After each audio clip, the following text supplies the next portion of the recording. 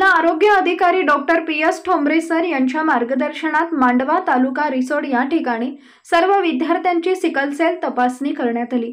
यावेळी अतिरिक्त जिल्हा आरोग्य अधिकारी डॉक्टर देशमुख यांनी विद्यार्थ्यांना या आजाराबाबत माहिती सांगितली।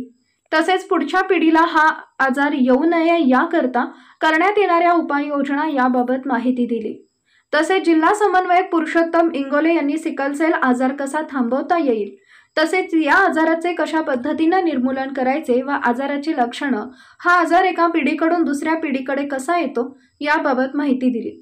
यावेळी महाविद्यालयातील मुख्याध्यापक श्री घुगे सर व सर्व शिक्षक वृंद, कर्मचारी, तालुका सिकलसेल सहाय्यक श्री भारत पारवे, समुपदेशक पवार, नाईकवाडे, प्रयोगशाळा तंत्रज्ञ श्रीमती सोनूने, समुदाय आरोग्य अधिकारी, आरोग्य सेवक, आरोग्य सेविका, गट प्रवर्तक व आशा स्वयंसेविका व आरोग्य कर्मचारी उपस्थित होते।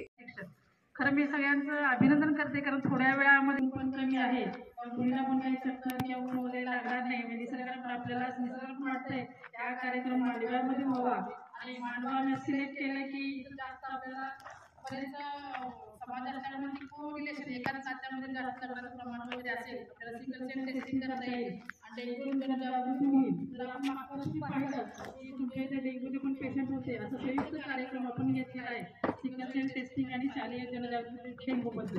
तसं पाहायला गेलं तर 2020 डेंग्यूमध्ये national vector borne disease control programme आला, त्याच्यामध्ये सगळी इन्व्हॉल्व केलं। डेंग्यू आहे, चिकनगुन्हा, एवढ्याच गोष्टी जास्त बोलायचंय। कारण मलेरिया बोलायचं म्हणलं तर मलेरिया खूप आपण इलिमिनेट केलंय, कारण शेंगीमध्ये बघितलं पेशंट आले तर डेंग्यूच्या साथी खूप ठिकाणी निघालेले।